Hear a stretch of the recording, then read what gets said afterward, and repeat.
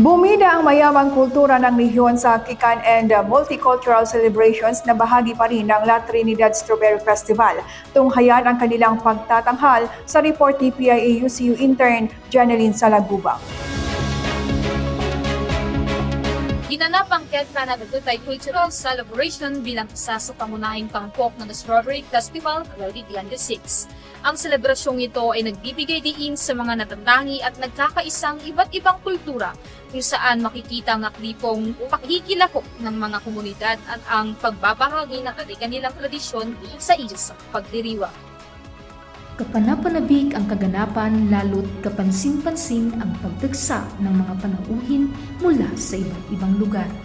Ipinapakita nito ang lumalawak na interes at pakikiisa ng publiko sa pagdiriwang. Oh, very exciting. Beside that, there are so many guests coming from other places. Bahagi na ng Strawberry Festival ang patuloy na pagpapakilala ng cultural heritage sa publiko. Sa bawat pagdiriwang, binibigyang diin ang kahalagahan ng tradisyon, lalo na sa kabataang henerasyon upang ito ay mapanatili at may pagpatuloy. Actually, it is always being included in the strawberry. If they will celebrate the strawberry festival, they always have that cultural heritage that they will introduce to the people, especially young generation. They should follow those cultural heritage nila, traditions nila. Laging bahagi ng pagdiriwang ang pagpapanatili ng tradisyon para sa kabataan.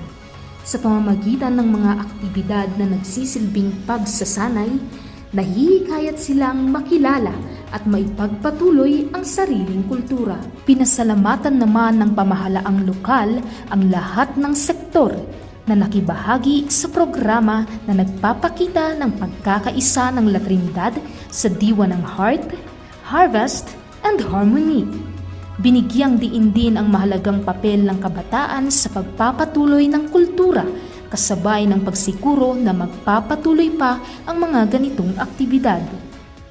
To our performers, to the different sectors, women, senior citizens, PWDs, amin na organization, barangays, daragan officials nga ditoy, aming nga committees, office staff na timogtulong para ditoy nga program. It just shows harmony iso ti kayat iti ni Apo Mayor tayo nga may sa tayo nga La Trinidad.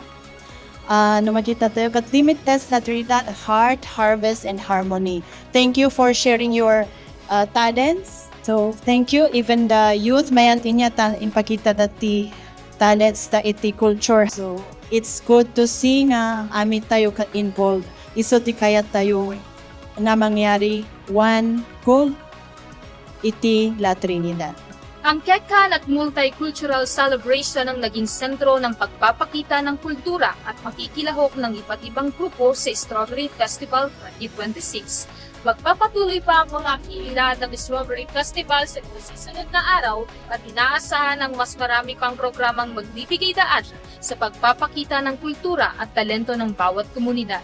Mula rito sa La Trinidad, ito si PIAUCU intern Janeline Salagubang para sa PIA News, La Tiliera.